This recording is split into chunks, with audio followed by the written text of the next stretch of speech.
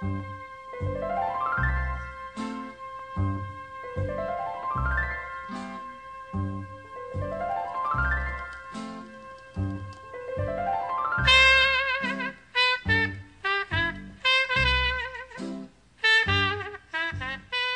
le bateau-bus, Chloé embrassait un homme à moto. Et ce n'était pas le garçon au sac noir. Chloé avait-elle déjà changé de copain? Bof, ce n'était pas le problème de Lisa. Elle pensait à Frank. Hier, elle s'était disputée avec son cousin. Il n'avait pas compris sa réaction quand elle était partie du restaurant sans lui. Tu pars toujours comme ça sans rien dire? Avait demandé Frank. Ce mec, ton copain du judo, je le vois partout. Quoi? Il me fait peur. Mais non, il est super gentil. Il est super bizarre, tu veux dire. Toi, tu vois les gens louches partout et... Qu'est-ce que tu sais? Oh, ça va, je sais rien. Frank avait l'air mystérieux. Tu me caches quelque chose.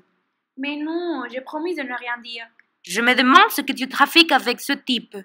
Lisa ne voulait pas l'avouer, mais elle était en colère. Elle était même un peu jalouse. Son cousin avait un secret et il n'avait pas voulu le lui dire. En plus, il lui avait fait la morale et elle détestait ça. Déjà, un groupe d'enfants arrivait devant le bateau-bus.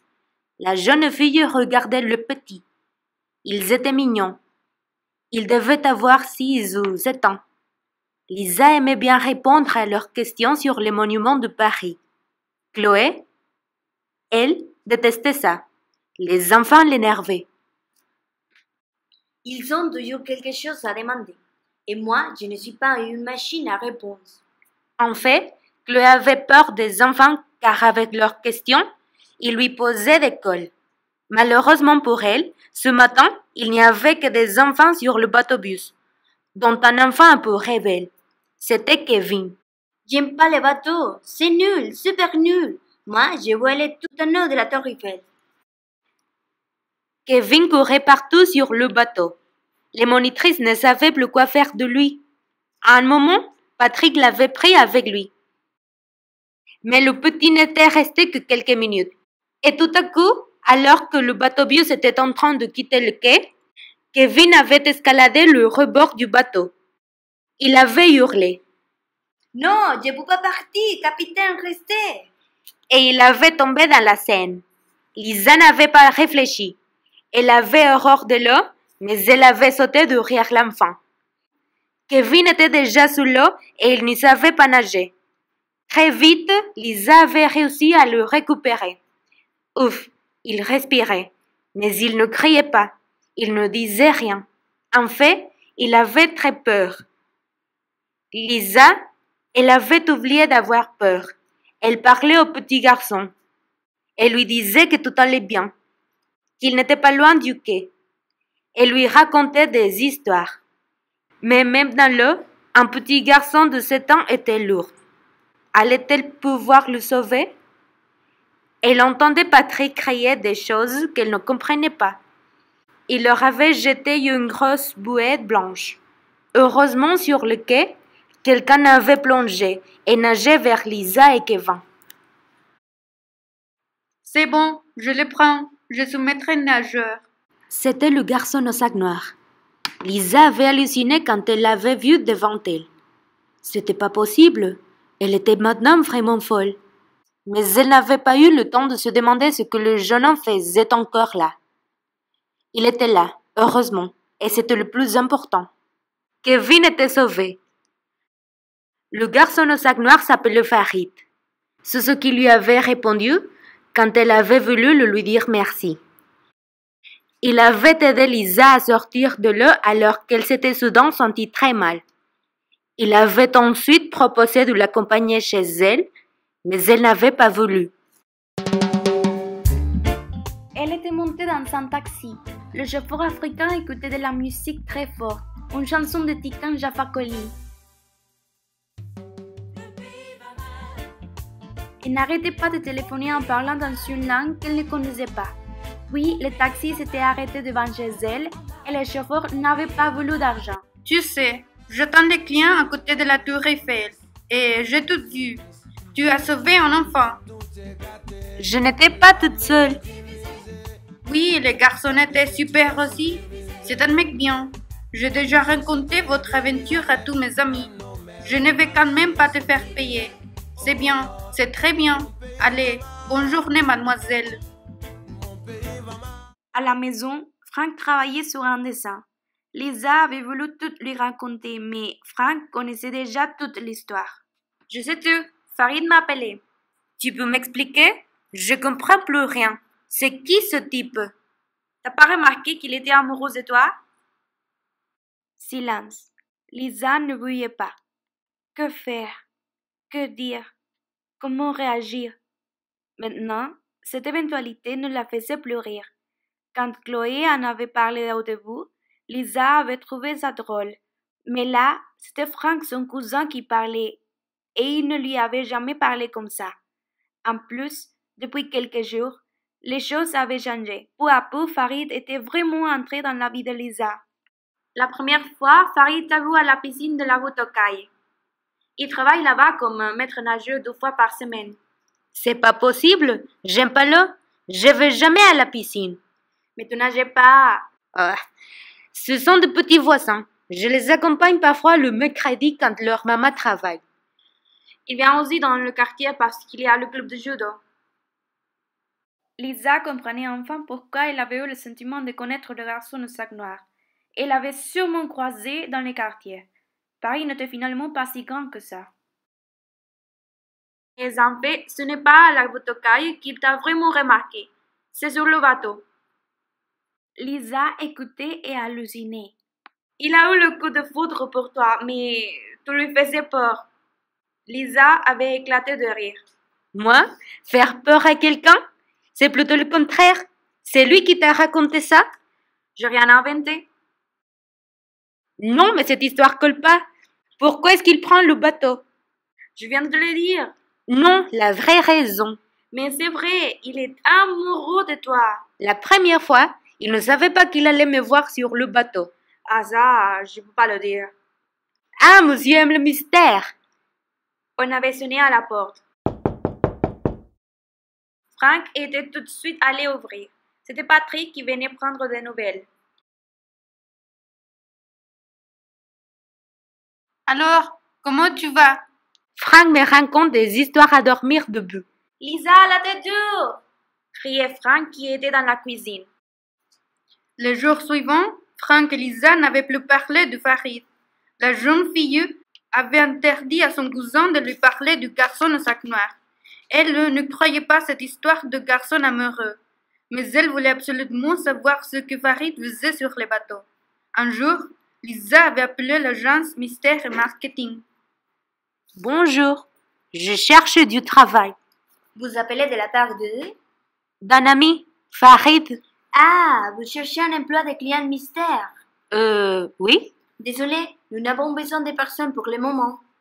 Qu'est-ce que ça voulait dire? Qu'est-ce que c'était un client mystère? Lisa avait cherché sur Internet, mais elle n'avait rien trouvé. Puis le jour du concours de Frank était arrivé, et Lisa était allée le chercher à la fin de la journée. Ils avaient marché sur les arbres des boulevards Saint-Germain et ils avaient traversé le jardin de Luxembourg. Frank était content. Il pensait avoir réussi son concours. Bon, on va fêter la fin de mon concours. Oui, aujourd'hui je te propose d'aller à Nantes sans prendre l'avion. On va dans le 10e arrondissement, passage Brady. C'est pas loin de la gare du Nord. Frank était le contraire d'un garçon difficile. Il avait dit oui, comme il avait déjà dit oui au marché africain de la Château Rouge dans le 18e, au supermarché chinois dans le 3e, au magasin irani de la rue d'Entrepreneurs dans le 15e et au restaurant japonais de la rue Sainte-Anne dans le 1er. Grâce à sa cousine, il savait maintenant que Paris avait des visages différents, et ça lui plaisait de savoir toutes ces couleurs, d'atteindre toutes ces langues, de goûter aussi tous ces plats étrangers. Lisa aimait se promener dans ces quartiers où elle avait envie d'imaginer des histoires. Mais avant, je veux savoir une chose. Farid, c'est un client mystère. C'est ça le secret? Frank avait fait une drôle tête. Comme tu le sais, C'est quoi un client mystère? tu diras rien. Mais non. Oh, puis mince. C'était son job d'été. Maintenant, il a arrêté. Le propriétaire du bateau-bus veut savoir ce qui se passe sur le bateau. Alors, il envoie des types comme Farid. Mais c'est un job super nul. Il est aussi allé dans des magasins, dans des cinémas, pour contrôler les accouts des clients. En fait, c'est un espion. Tu parles d'un amoureux. Mais non, Patrick le savait. C'est vraiment dégueulasse. Je voulais pas te le dire. J'étais sûre que tu allais réagir comme ça. Tu comprends vraiment rien. Tu es un peu adulte, Lisa. Après minuit, Franck et Lisa, qui ne se parlaient plus, avaient couru pour prendre le dernier métro. Ils n'avaient plus dit un mot jusqu'à l'appartement. Tu vois ce que je vois? Avait demandé Franck quand il était arrivé chez Lisa. Sur le mur, à côté de la porte d'entrée, quelqu'un avait affiché plein de dessins. La jeune fille avait tout de suite reconnu les traits de crayon de Farid. C'était une BD dont les bulles étaient vides. Sur les premiers dessins, on voyait les bateaux-bus et la tour Eiffel.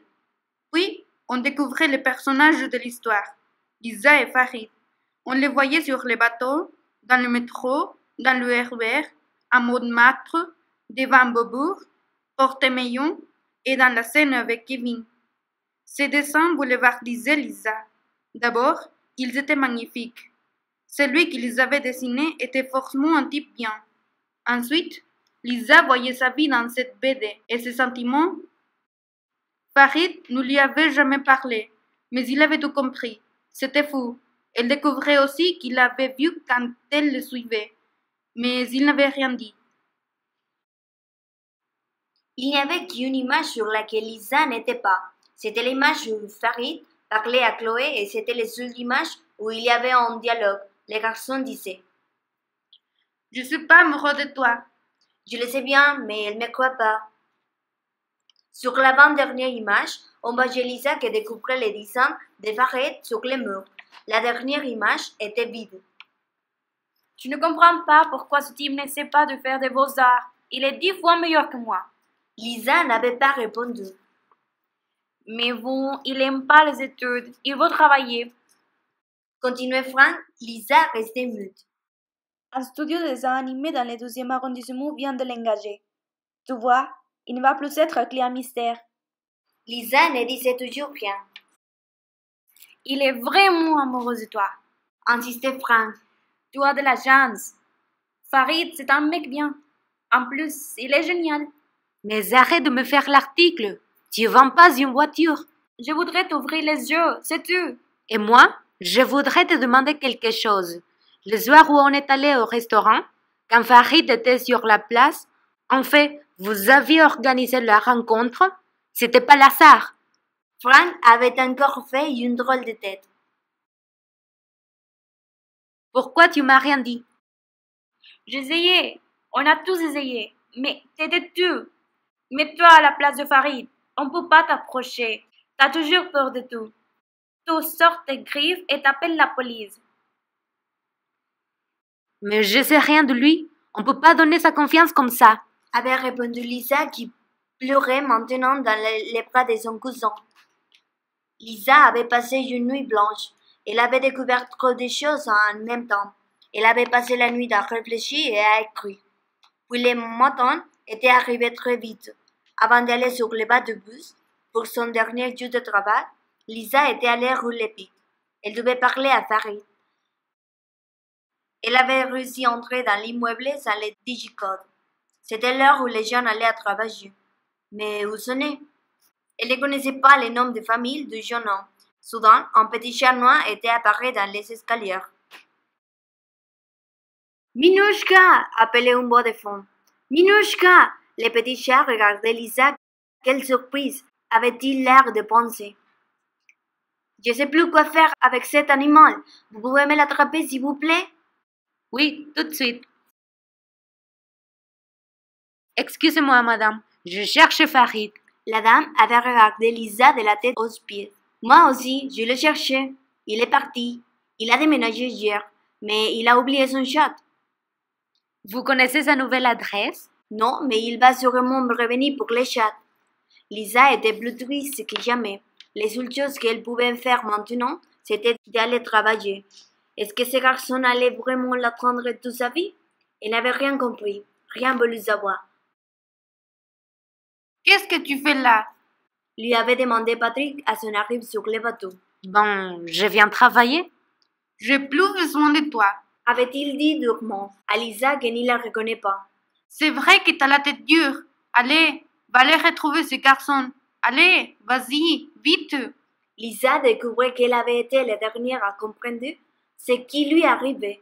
Pourtant, c'était sa vie, c'était à elle de décider. Mais Lisa n'avait rien dit. Elle avait embrassé Patrick et était partie. Derrière elle, Lisa entendait Chloé qui criait. « J'avais essayé, mais il n'a pas voulu de moi. Il t'aimait vraiment, tu sais. » Lisa riait. Quelque chose avait changé dans sa tête. Elle découvrait un nouveau monde. Elle n'avait plus peur. Elle ne se sentait plus seule. Mais où devait-elle aller? Comment retrouver Farid? Elle réfléchissait et se souvenait que Frank lui avait parlé du studio de dessins animés dans le 12e. Elle devait y aller. Lisa était montée dans le RERC. Son portable avait sonné. C'était un SMS. Valentin. Enfin. Il lui donnait rendez-vous le lendemain à la gare de Lyon. Mais Lisa avait effacé le message. Elle avait le dessin de Farid dans son carton et le petit chat dans son vieux sac noir. Elle pensait à Farid, ses cheveux noirs et ses yeux marrons. Comment Lisa avait-elle pu penser jusque-là que ce garçon, pas comme les autres, n'avait rien de spécial, qu'il était ordinaire, presque laid? En nation, dans les couloirs de la station RER, Lisa courait toujours. Elle n'avait vraiment plus peur maintenant. Elle était contente. Elle allait chercher Farid. Elle allait lui montrer ses dessins où les boules n'étaient plus vides. Elle avait écrit les dialogues cette nuit. Seule la dernière image restait vide. Ils devaient le faire ensemble. Lisa était montée dans le métro et soudain elle avait entendu quelqu'un dire derrière elle. Tu ne trouves que cette fille a l'air bizarre avec son carton et son vieux sac noir? Oui, elle rit toute seule et elle parle à son sac.